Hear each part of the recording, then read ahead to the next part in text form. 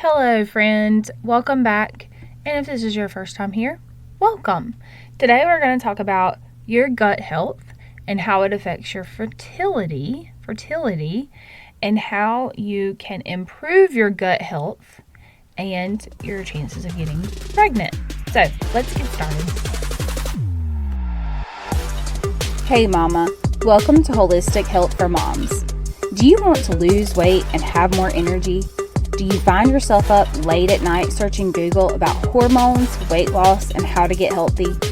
Do you wake up with big, ambitious goals only to feel overwhelmed and frustrated when the scale doesn't move and you look 5 months pregnant after eating again? Hey, I'm Jennifer. I'm a mom of 3, a conventional health nurse practitioner that also believes in natural and holistic health. I kept hearing my patients tell me that they were overwhelmed, tired, and couldn't lose weight. They were overwhelmed with all the health and weight loss information out there. It hurt my heart to see women who wanted answers and solutions to only be given prescriptions and vague directions like eat better and exercise. They needed to get out of the traditional healthcare box, and I wanted to help. So I created this podcast.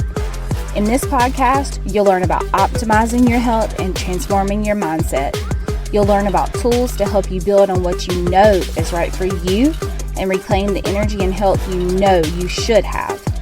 If this sounds like you, raise your hand and say present and accounted for, and let's get this party started.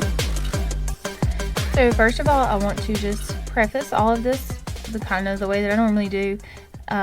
More than likely, I'm not your primary care provider, and anything that is discussed in this podcast episode should be discussed with your primary care or your OBGYN in this case, to make sure that it's safe for you and safe for your husband and whatnot.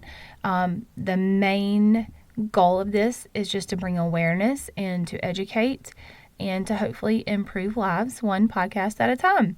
So let's talk about your gut health and fertility.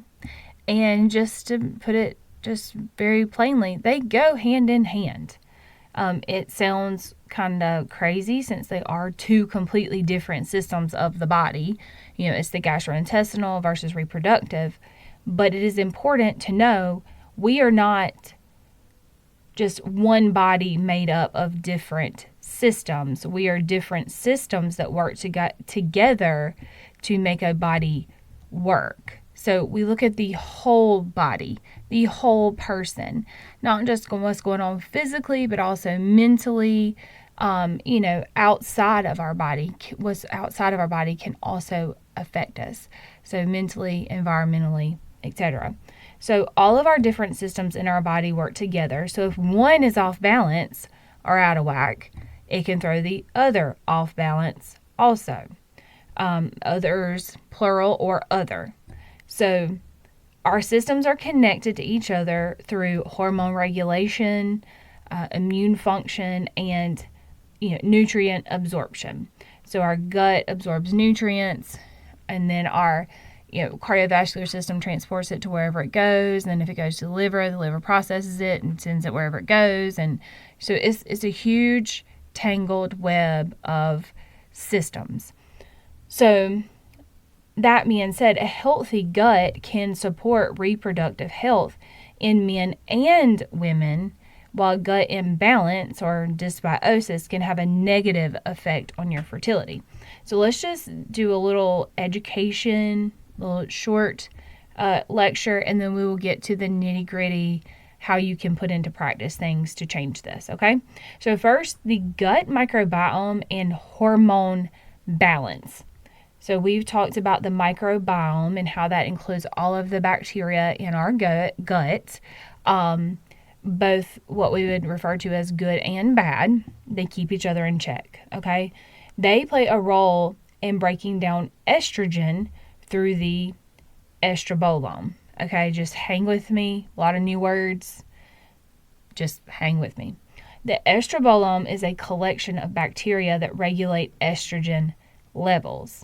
And these imbalances in these levels can lead to conditions like estrogen dominance, endometriosis, polycystic ovarian syndrome, also known as PCOS. So that affects your fertility, okay? The other thing is inflammation and immune function. Now, this is kind of indirect way that it's affected. However, chronic inflammation, so with a gut dysbiosis, so an imbalance of that good and bad bacteria, can trigger systemic inflammation, which can affect reproductive organs and lead to PCOS, endometriosis, and also poor sperm motility. Okay, so it's not just us.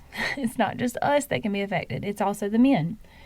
If you have autoimmune conditions, a healthy gut can keep that immune system in check and reduce the risk of the autoimmune disorder or reduce the amount of flares that you have.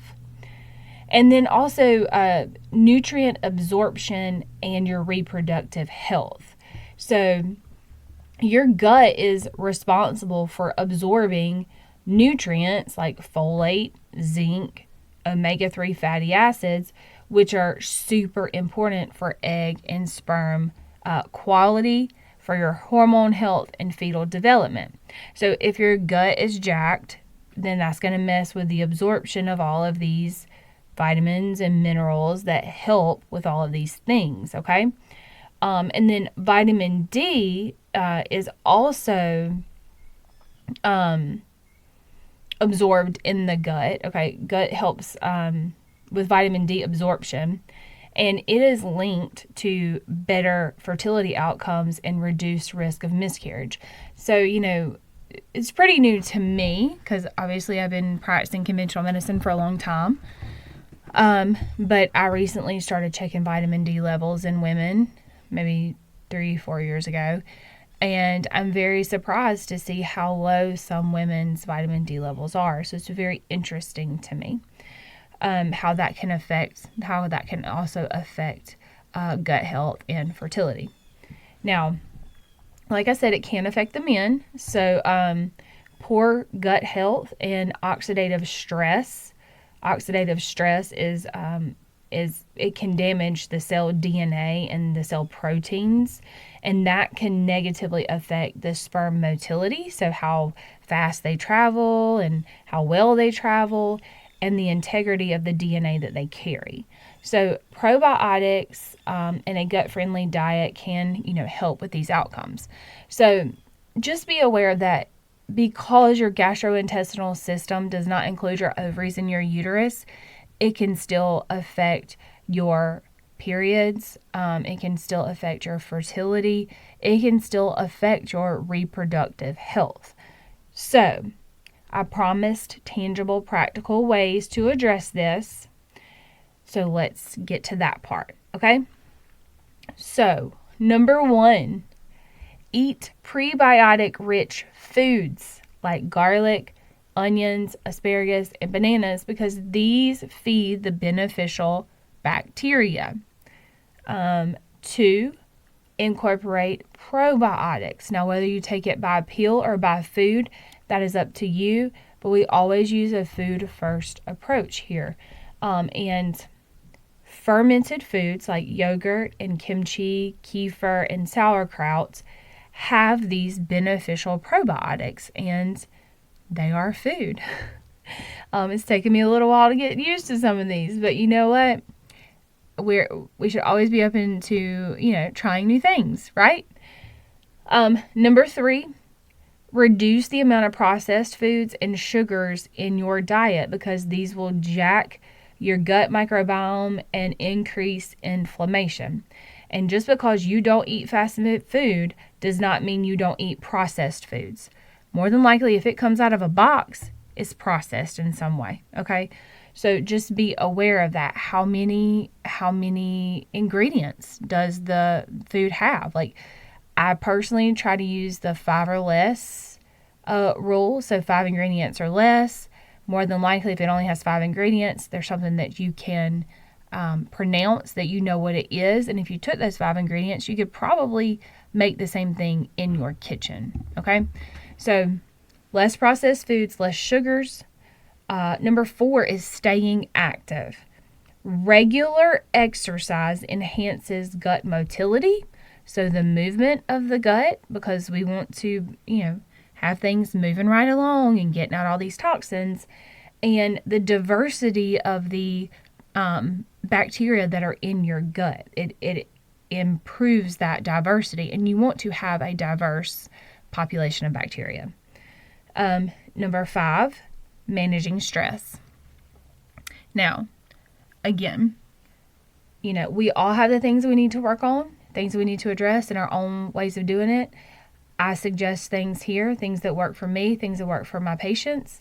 One of those things is yoga. Just being very mindful of how you're feeling, what you're taking in, how these foods are affecting you.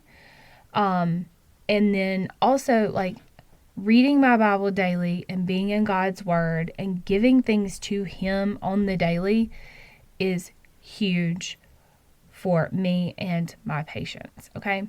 So managing stress does not necessarily have to be an active thing where you have to be moving. It can just be sitting there and being present in the moment. And then number 6, if you feel like you need help in this area, then you need to consult somebody, call somebody that can help you. You can ask your PCP for direction in that area, or you can send me a message at support@jennifercoble.com, and I would love to talk to you. So I hope you are having a fantastic day, and hope this episode was useful and helpful, and that you have found some tools that you can put into practice in your life. I hope you have a fantastic day, and I will talk to you soon.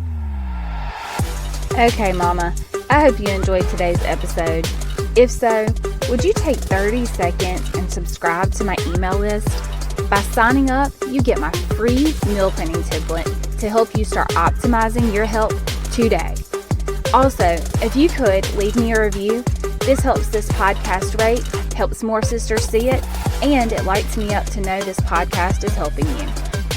Okay, time to go make sure the clothes are washed, ball uniforms are ready, and snacks are prepared for this week full of games and chaos. I'll meet you back next week for another episode. Have a great week, sister.